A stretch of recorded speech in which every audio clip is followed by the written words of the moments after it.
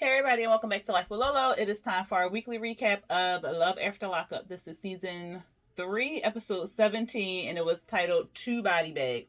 All right, before I get into this video, into this show, I just want to say we did it, y'all. Congratulations, President Joe Biden and VP Kamala Harris. We did it, y'all. We did it. They announced it today, and we finally have a president. I can finally say I got a president. I don't know about y'all, but I know I can finally say I have a president. So we've been watching CNN. So if you hear CNN in the background, just ignore it because is being played in the background right now, and the president is about to talk at 8 o'clock. Yeah, I said the president because look, we just skipped over 45. He the president right now. Forget we wait until January. He the president right now. He finna talk at 8 o'clock, so that's why it's on in the background. Because if we click off, then yeah. But at any rate, let me get into this show, this crazy ass show. Y'all know I'm saving Dylan and Heather for last, okay? Because what's let's just jump into it. Let's go and get Sean and Destiny on up out the way because they really didn't have anything to really talk about. It kind of picked up where it left off last week, where he was proposing to her and she acting all shocked and surprised and all stupid, like, I didn't know this was going to happen. And he like, Destiny, I just wanted to, show you I love you and I'm here for life for you, girl, and all this other stuff, child. And then she questioning him and saying like, I hope he's going to stick around and I hope he's not playing any games and don't lie to me and yada, yada, yada. And I'm still thinking like, girl, is you going to tell him what you was doing at the furniture store and what you was doing in jail? Is we going to tell him that, or are you just going to keep saying that he better not be playing you?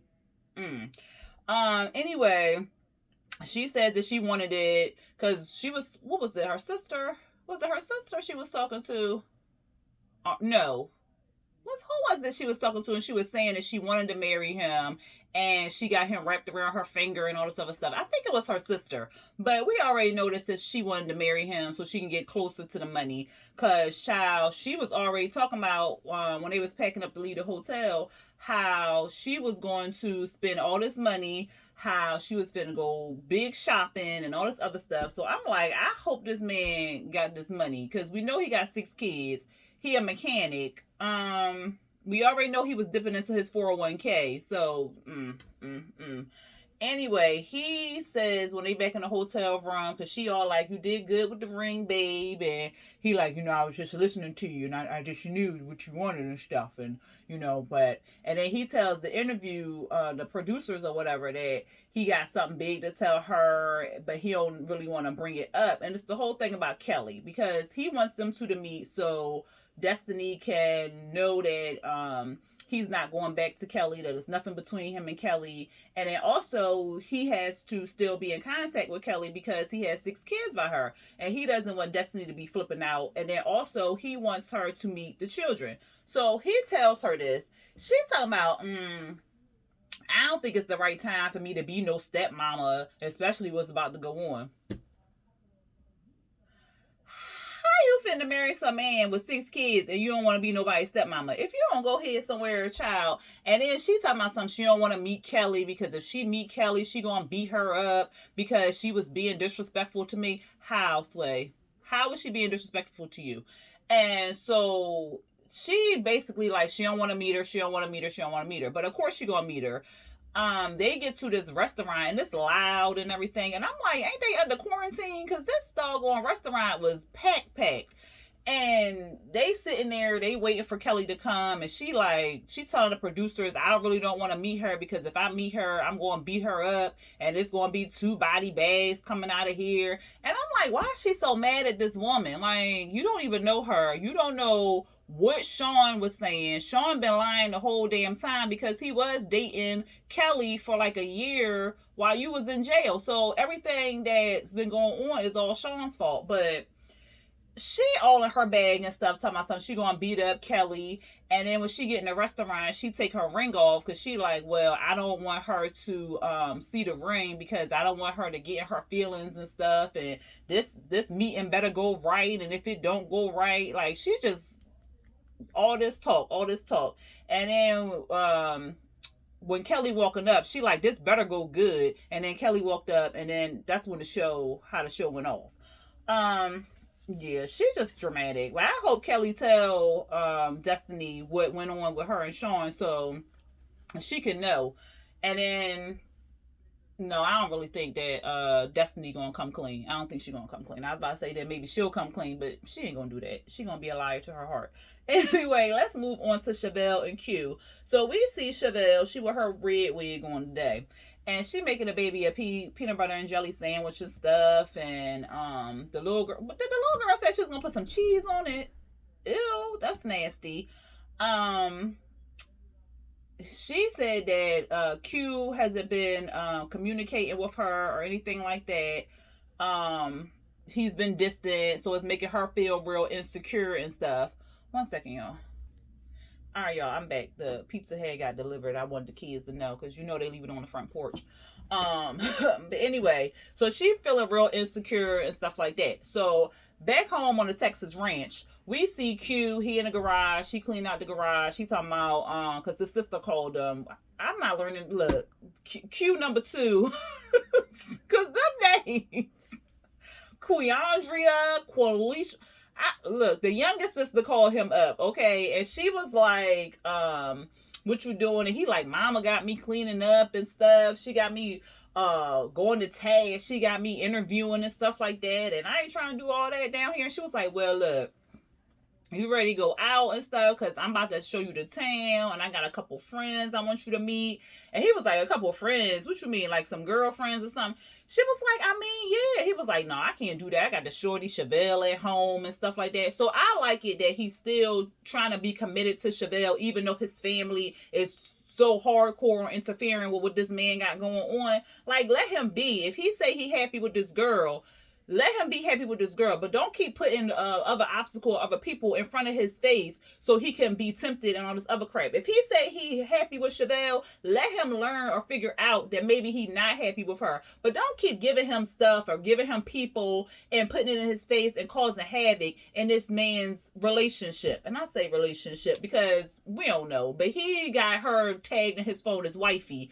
So, I mean, he got feelings for her. She held him down. Let him be. Like, goddamn. So, he goes to, before we get there, Chevelle at the house with the little girl and stuff. And I don't like how she's trying to involve this little girl and get this little girl so attached to Q. And she don't even know if her relationship with him is going to last. So she all like, do you love him? Is you happy that he in your life? And all this other stuff. And the little girl like, you happy your boyfriend came home? I'm like, how old is she? Like, seems too much. But, Chevelle was in an interview crying because she don't know how to break it to her daughter that he may not be in a relationship, or not in a relationship. He may not be coming back home, and so therefore their relationship may not be solid or whatever. And then she like, what's the girl name? Maila is craving for a daddy and all this other stuff. So you just gonna pick any old random to be her daddy? Like, no. Like, I don't even understand why she introduced this man and let this little girl call him daddy. Like, come on now. How long y'all been going together? Okay, granted, they've been going together for 2 years in jail, but how long y'all been together outside of jail? Because inside of jail is totally different than being outside of jail. So she should have took that into consideration instead of having this man come home and they had a little girl call him daddy and stuff. Like, that seems too much for me. Like, I don't like that. Back down there in Texas, Q is out with the sister. So he out with the younger sister and stuff. The older sister comes. She looking a hot ass mess. Her face look greasy. The wig look greasy. The makeup look trash. She come in her child. She also had the goddamn bird wing eyelashes on. I don't understand how they be seeing out there. how do you see? Like, I would just see the eyelashes, but whatever. She coming in there. She giving her 2 cents and stuff. Talking about you dating that girl up there. They basically just being messy. Okay, so then this other chick come. I don't even know if I wrote her name down. no, I didn't. The younger sister friend comes, and they are basically trying to set Q up on this date with this girl. She was I didn't like how she was interjecting herself into the situation, and she don't even know what the hell is going on. But she was just like, well, because he left to get them some beer or something, and so she like, well, how old is he? What he into and stuff? Like, you couldn't have told the girl, your friend, this before she got there. You don't even know what's going on. Like, do you know he just got out of jail? You know he got a girlfriend? Do you know what's going on with the girlfriend? Because then she all at the table talking about something. She is not your mama. You is not like.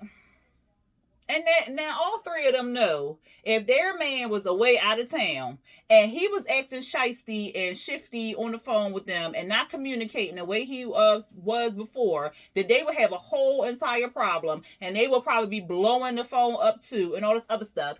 Especially after the younger sister took a whole group photo and Q had his arm around the other girl, looking all real close and intimate. Like, they know they would have had a problem, and they know they would have been hitting up their dudes' phones too. Like, where you at? Like, what's going on? Because that's exactly what Chevelle did. Because the sister, of course, wanted to be messy and posted the picture up on Instagram, Facebook, Snapchat, whoever knows, child. And of course, Chevelle followed. So she called him up and was like, "What you doing? Where you at?" This Negro lies and say he at the crib. He at the crib chilling. Or I'm just at the crib, I'm chilling and stuff.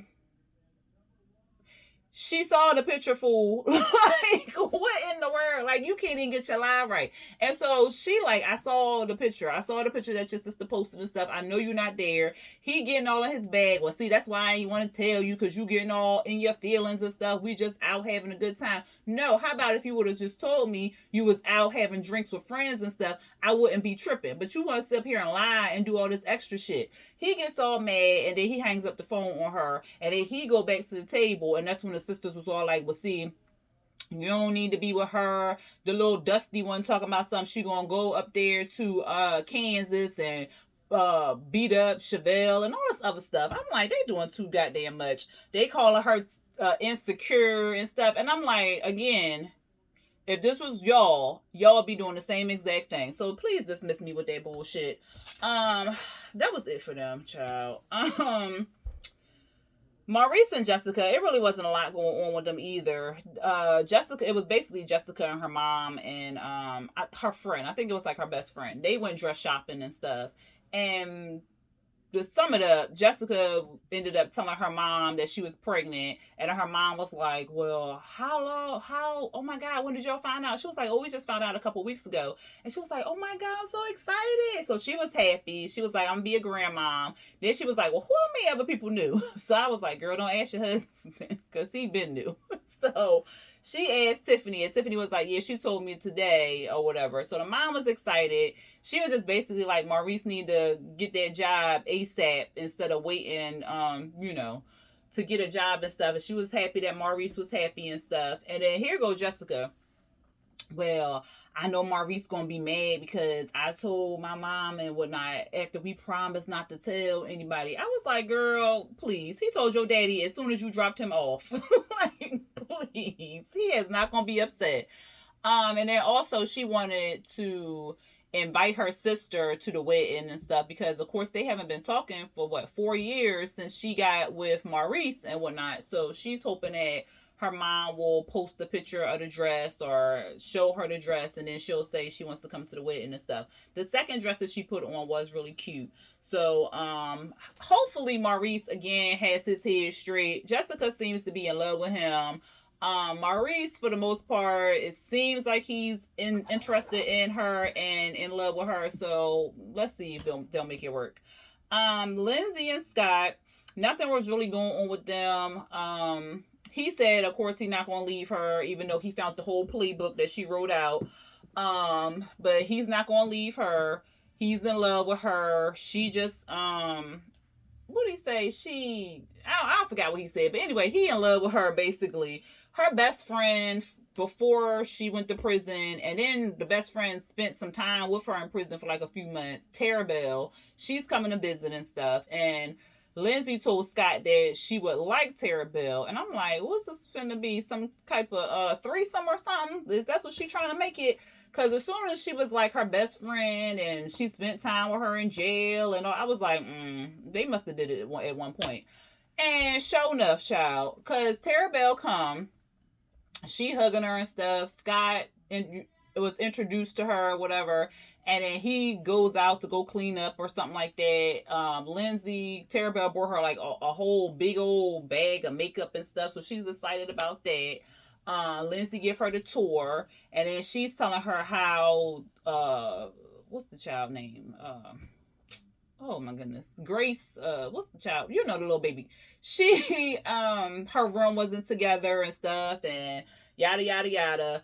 Tara is like, well, make me like him, like what about him is likable or stuff. And she was like, um well, he's this, he's that, and you know, this room was supposed to be together. And then she going to the whole house thing again. She really didn't say anything in particular about Scott. And so Tara she even told the producers that it's always about the money with Lindsey. And so she asked Lindsey, like, well, is it about the money? Because I'm not really feeling him or whatever. And she was like, well, I don't even really know how much money he makes. And she was like, oh, why you don't know? Is he afraid that you going to steal the money and stuff? So she was just like, And so then Tara brought up how she was like, well, does he know the relationship that me and you really have? And I said, I knew it. I knew they were sleeping together. And we saw in the preview for next week that they gonna be up in the dang on attic kissing and whatnot. I said, Jesus be offense. Who else we got? Let's see. Chevelle and Q. I told y'all them. Oh, Kristiana and John.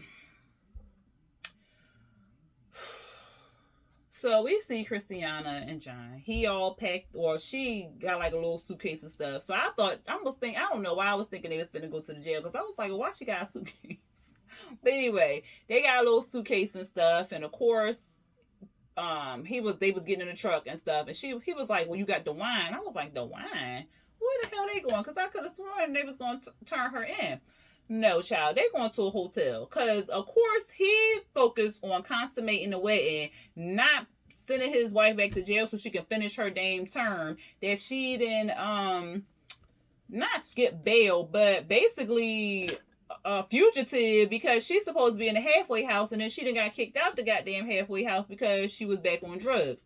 So y'all need to be focused on that. But of course he focused on consummating the wedding. So they go to this hotel room, and child, I don't even understand why the producers and the camera people was in there as long as they was to show us what they showed us, because I was disgusted.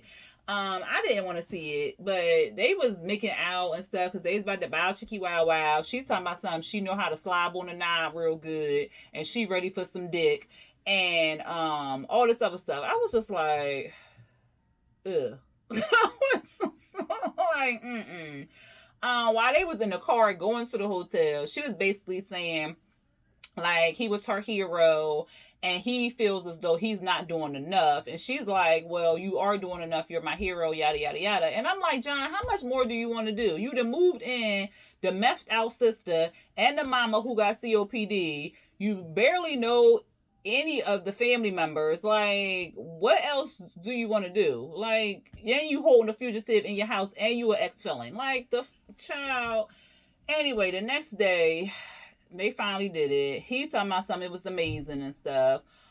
They crying because they don't want her to go to jail, basically. They packing up and stuff like that, and he's telling her that she keeps him grounded because any other time he would feel like killing himself and all this other stuff. And she like, don't do that because I need you and I love you and I need you around and stuff. They get to the house, the mama and the sister there, and they're looking like, well, it's good to have you back, but you going to the police station and stuff. And she like, no, I think I just want to spend more time with y'all. I'm going to turn myself in tomorrow. So they like, okay, but the sister like, don't you think it's going to get hard for you to turn yourself in the more you stay around us? Don't you think it's going to get hard or whatever? And she was like, no, but I understand. I just want to spend more time with mom. I want to spend more time with you and stuff. The sister is basically like, look, if she wake up tomorrow and say she don't want to turn herself in, I'm going to have to call the sheriff's office myself. I don't want to do it, but we could get in a lot of trouble by holding her here or whatever. So I was with her. Don't have put me in no situation where I can go to jail for harboring a fugitive. Hell no. I don't care if you my sister or no. You better go ahead and turn yourself in. Especially how long, because she was supposed to spend, what, 3 months in the halfway house? So I wonder if they will just give her the 3 months and then maybe tack on some more time. But she need to just go ahead and turn herself in and get that shit over with so she can just stop being on the run. And they need to stop giving her parole because this obviously not working out for her. I think that was it for them. But anyway, y'all, the last people, Heather and Dylan. So that bitch crazy. She crazy. She was riding up a one-way street going the wrong way at a high speed. We couldn't really see because I guess she tilted the camera up to the the sky or whatever. So all we saw was like the signs and stuff like that going. Dylan was like, look, you need to slow down. You need to slow down. She like, you're this. Like she cussing him out. He ended up, I guess she stopped for a little bit of time. So he ended up putting the car in park and snatching the keys out of the car. He hops out of the car. She like, give me my fucking keys. Give me my fucking keys. Get back in here and stuff. The whole time when she was driving, I was like, Dylan better tuck and roll. Like, he better jump out there. Because if he get caught, he going back to jail. And this man only been out of jail for 24 hours. Like, this shit is crazy. She calling him a bitch and stuff, and she like, I hate you. I hate you. Somehow she got the keys back. The producers was trying to, like, I guess go to the car and calm her down at one point. And Dylan was like, nah, just back up, just back up. She goes speeding off. He like, I don't have nowhere else to go. I live with you, and I don't have no phone. So she don't give two shits. She goes speeding off down the road. She done left him on the side of the road and the producers. He had to end up asking the producers because he used their phone so he can call an Uber. He in the Uber 20 minutes later. He headed to like this little, it looked like a little art gallery or something. And he's meeting his mom and his aunt. So I was like, oh, okay, so he has family in his life. So why didn't he stay with them? Especially if they're in the same area. Like, what? So, and they seem to love him and care about him and stuff like that. And they want the best for him. So I was still trying to figure out why the hell he just ain't. Maybe Heather, well, never mind. I know, because he did say that his mom was his rock and his best friend. And she only saw him a couple times at the jail because Heather thought that the mom was trying to, like, infiltrate or something, like, manipulate him. And I say, and then you still decided to be with this girl? Like, that's crazy right there. Like, what? I was, child. Dylan, when he was in the Uber, he was crying like, this is not the girl I met 5 years ago. This is not the person that held me down in jail. I don't know what to do. He meet up with his mom and his aunt, and he's telling them what happened. And they like, oh, hell no, because you could have went back to jail. Like, let us know what you want us to do. We can help you out. Like, we are here. We love you. We want the best for you and stuff. And he like, I don't know what to do. Like, he crying and stuff like that. And they like, come with us. Don't go back there. You need to come with us or whatever. And he was saying like Heather was loyal. She was real compassionate and stuff. And he said he's saying he can't walk away from her. I'm like, yes, you can. Quickly leave. You need to call your parole officer. Get your parole location switched over to your auntie's and your mama house. And F Heather, because she crazy. She gonna get that man locked back up, and that's not right because he seems like he wants to go on the right path and stuff, and she gonna hold him the fuck back and get him back locked up. And Dylan, you do not need that in your life at all. Run. Yes, run. That was pretty much, let me make sure, because we saw a lot of people this episode. Yeah, that was all the people for this episode, y'all. Y'all let me know what y'all thought about the episode. If y'all like this recap, go ahead and hit that thumbs up button. If you want this shirt or a sweatshirt or a mug, go ahead and check out my website. It will be in the description box below. What else? If you are watching this review, go ahead and hit that subscribe button and hit the notification bell to be notified when I drop new videos. All right, y'all. Until next time. Peace.